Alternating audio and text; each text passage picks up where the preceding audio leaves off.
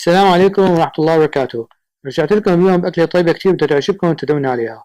هي أكلة هندية بلحم الخروف مع خضروات مشكلة كتير طيبة.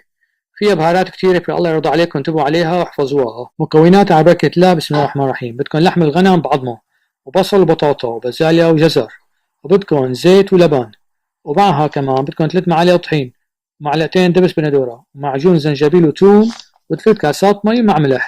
والبهارات فلفل اسود وزعتر، ورق الغار، الهيل، وبابريكا الشمرة كمان، وقرنفل كمان، وملح وفلفل حطينا بهالبهارات هدول. هلا هي شاف اللحمة، الموزات فهمتهم بالتوابل تبعهم، الكاري والجرام مسالة وكركم وكزبرة مع اللبن والزيت زيتون. ولا بغطيهم بحطهم براد لشي ساعتين 3 قبل الطبخة. اللحمات شي 8 دقايق لنقليهم، بعدين بنقيمهم على جنب.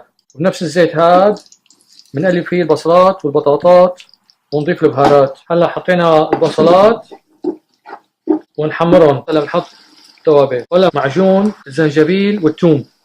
هلا بطاطات وبنقليهم كمان ونحمرهم مع البقية شي 5 دقايق 6 دقايق لحتى يطروا. رب البندورة ونحط كمان 3 معالق طحين يعني نسمك الطبخة. هلا بنرجع اللحمات عليهم كاسات مي ونحط لها ملح وفلفل ومندوقة عليها لشي ساعة ونص لحتى تستوي اللحمة. أول ما تخلص الطبخة ب20 دقيقة بنحط الجزر والبازاليا ونغطي عليها لحتى تخلص الطبخة. شايفين خلصت الأكلة؟ سوينا قدامها رز وقدامها فجل وفليفلة. إن شاء الله تجربوها بينكم تدعونا، ولا تنسون الشير واللايك والسبسكرايب والدعاء. والسلام عليكم ورحمة الله وبركاته.